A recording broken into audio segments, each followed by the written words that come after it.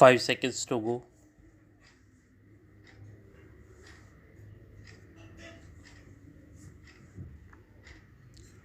Start.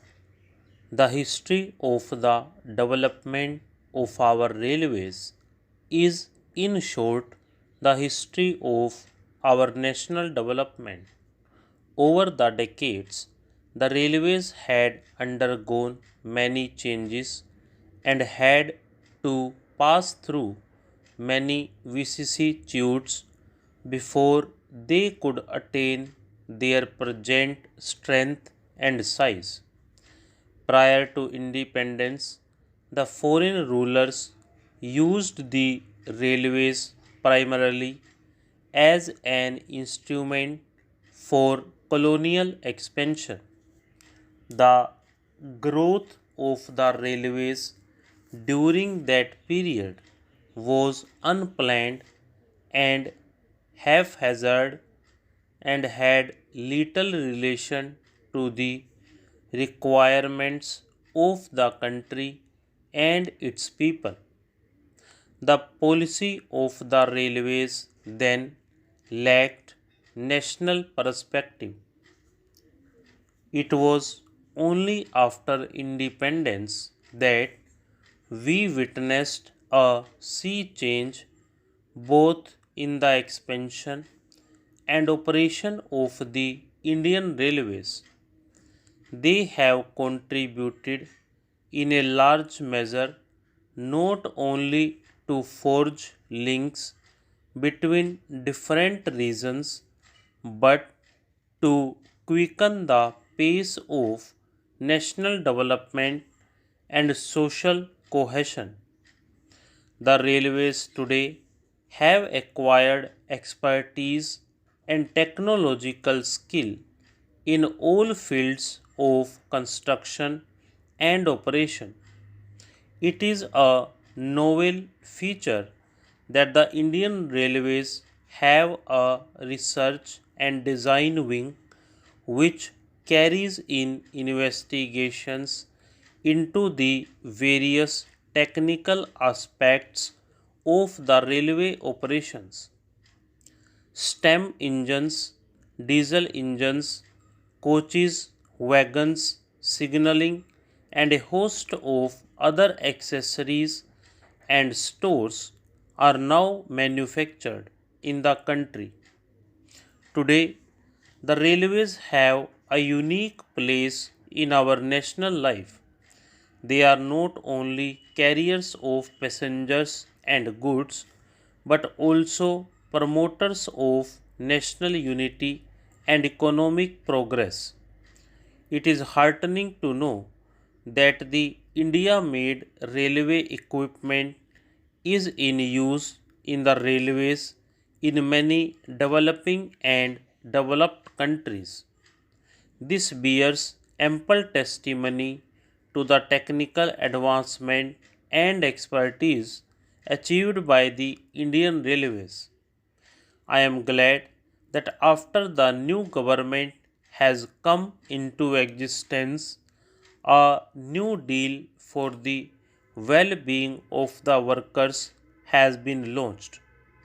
For the efficient and successful functioning of any public undertaking, good and harmonious relationship between the management and the workers is necessary. While we are making rapid strides in scientific knowledge and technical skill, we should not fall behind in the understanding and appreciation of human values and problems. In dealing with human problems, we should have a broad vision and a deep insight into the national interest. We must make the workers realize that they too are contributing to the development of the country by their hard, honest, and efficient work.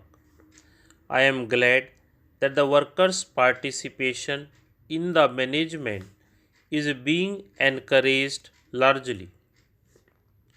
Accidents and occupational diseases are the most appalling of the tragedies of the modern industry and mining. With rapid industrialization, the hazards to human health and safety have been increasing.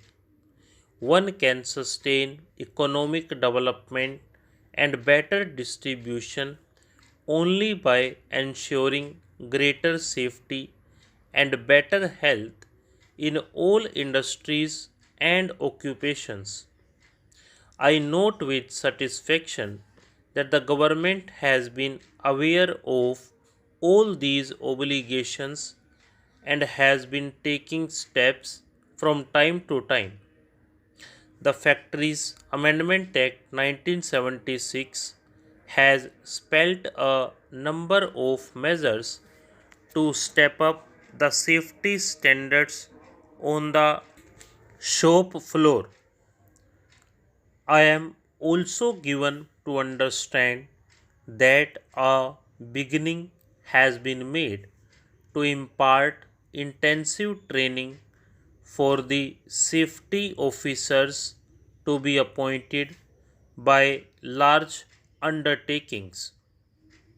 Recently, a labor laboratory was set up at the Central Labor Institute in Bombay, and it is the best of its kind in the country, meant to study the capacities of man and attempt to design machinery, equipment, and the working conditions in such a way that there will be proper man machine alignment. When I see the number of award winners, I feel happy that we have not been overwhelmed and made to feel helpless by the increasing challenges of modern industry and mining.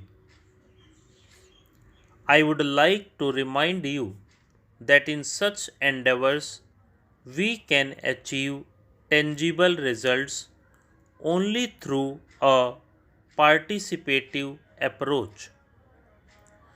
I am glad to note from the number of national safety and Shramveer National Awards presented today that such a participative and cooperative spirit is already prevailing.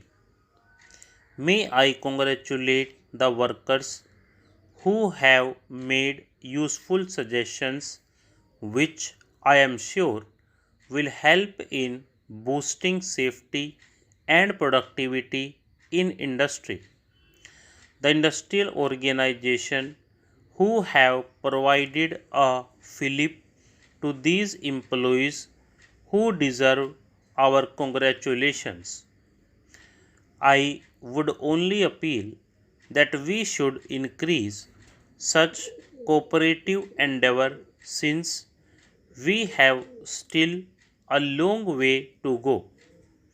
Considering the new processes being adopted and the new machinery being handled and the associated hazards, there is necessity for suitable advice and training to be given to the concerned workers.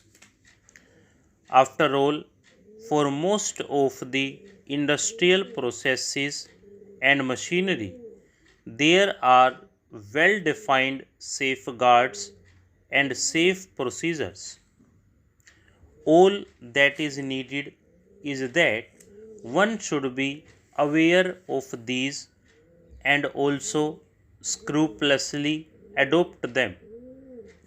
In this context, I would suggest that every effort should be made to educate the workers and get them involved. We hear that some of the public sector undertaking are adopting a safety stewardship scheme which fulfills the above objective effectively and consequently has improved the safety records. I would strongly commend such a scheme to be tried by all managements in our industries. Stop.